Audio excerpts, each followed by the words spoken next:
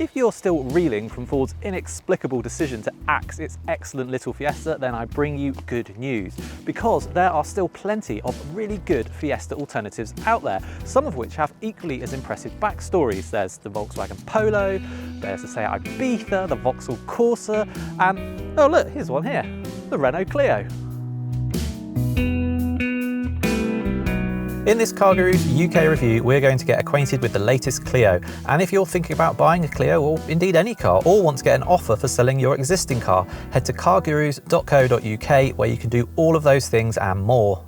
So the first thing to address is that this is one of those new cars, which actually it's not technically new, it's a facelift. So it's a facelift of the 5th generation Clio, which first went on sale in 2019, but it's a pretty decent facelift. This looks really smart actually. So important to note here, we have the top spec, the Esprit Alpine, based on the Alpine sports car manufacturer and also F1 team.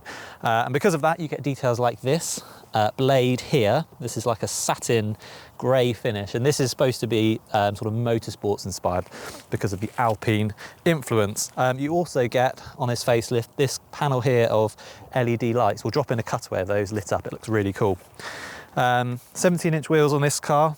They actually almost look bigger than 17s. They look really good, but it's the biggest you can get on the Clio. And again, with this top spec trim, the blue trim on the wheels there, a bit like a locking centre wheel nut. It's not a locking centre wheel nut, but that's the effect they're going for. More grey trim here on this top spec, and then round at the back, new rear lights. Front and rear's all LEDs on all of the Clio range, incidentally. Black badging on the Esprit Alpine, and again, a bit more trim down here for this diffuser, which is just a bit of trim really.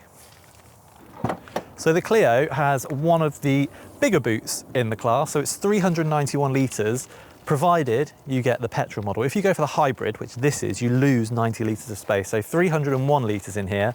Still not bad, but you know, it's quite a big drop from one to the other. It's also a big loading lip in here, and whilst these rear seats do fold like that, leaves a step in the floor. Right, as for the rear seats, nice, easy to access ISOFIX points down here, which is good if you've got car seats. Oh, perhaps less good is it's pretty tight back here. The door openings are actually notably wider than you get on a Corsa, which makes access a bit easier than in one of those. It's okay here, so I fit just about okay. So I'm 5'11", I've set this for me. I can just get my feet under there, which is good. Headroom's okay, it's fine back here.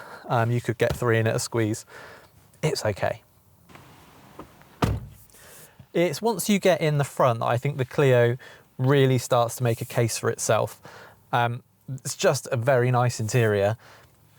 That has been the case right from the launch of the 5th generation Clio. Its interior quality took a real step up compared with its predecessor, but it's moved up again, and this is a really nice place to be actually. It's helped in this Esprit Alpine model by these seats. These are lovely, really supportive.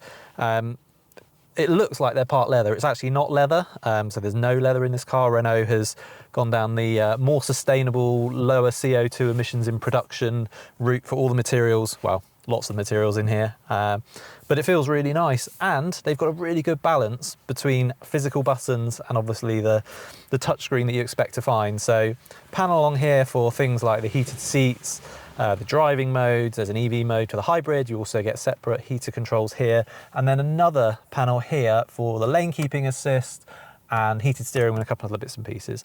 It's just a really nice balance. Now, there's one thing to note here when talking about the interior quality or perceived quality, is that it depends what trim you go for. So Renault's slimmed down the trim lineup. There's now 3. There's the entry-level Evolution, there's the mid-spec Techno, and there's this top-spec model. And it does get nicer as you go up the range, as you'd expect. Particularly nice in here is this fabric panel on the dash with a little French flag embroidered into it. It's very nice. You also get a bigger digital dial and touchscreen in this. So this is a 10-inch digital dial, 9.3-inch touchscreen. All Clios come with digital dials and a touchscreen. They're just smaller in the lower spec models. No matter which one you go for, I would say, having been in the facelifted Vauxhall Corsa last week, this does feel like a step up in terms of quality. The system is okay without being dazzling. The menus aren't always as logical as you might expect, and the screen resolution isn't as sharp as you'll find in a Mini. But all Clios come with wireless Android Auto and Apple CarPlay, as well as desirable features such as hands-free entry, climate control, full LED headlights, and electrically folding door mirrors.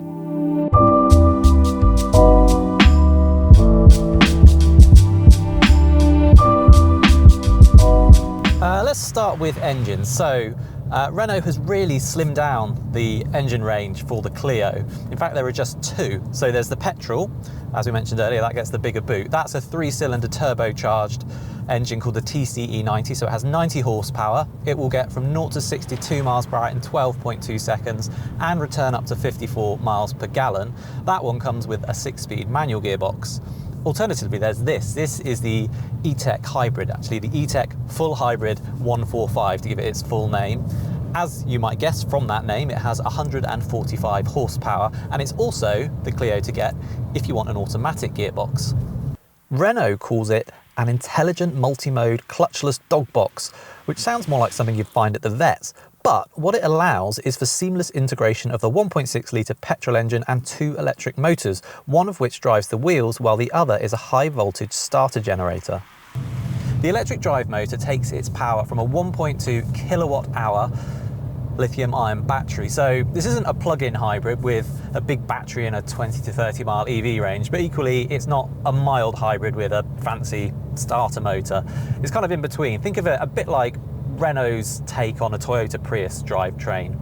And it has, Renault says, 14 different ways of combining petrol and electric power to deliver the optimum blend of efficiency and performance. The result is fuel economy of up to 67 miles per gallon in official tests, and the ability to drive in town for what Renault says is about 80% of the time on EV power only. Yet, at the same time, it can combine petrol and electric power to get from 0 to 62 miles per hour in 9.3 seconds. There are some things about this system that are great. So, for example, when you pull away, it feels really eager because of the electric motor. It gives you a nice surge of power, and that makes the car feel pretty nippy and responsive. And it will also drive in EV mode for a lot of the time, particularly around town. It's always reverting to EV mode, so it does make it very efficient around town. In fact, we'll see 50 to 55 miles per gallon around town. On the motorway, it does drop a bit because it's obviously using the petrol engine more. A couple of downsides. One, when it is in EV mode, you'd think it would be really super quiet, wouldn't you? But actually, there's this whine from the electric motor. It's not terribly loud, but it's definitely there, and it's really irritating. And then the other thing is the petrol engine. So as we said before, there's 14 different ways that the hybrid system can run. One of them, when the petrol engine comes in, presumably is to act as a generator to charge the battery. And at that point, it's really noisy. It's like having a fairground generator under the bonnet.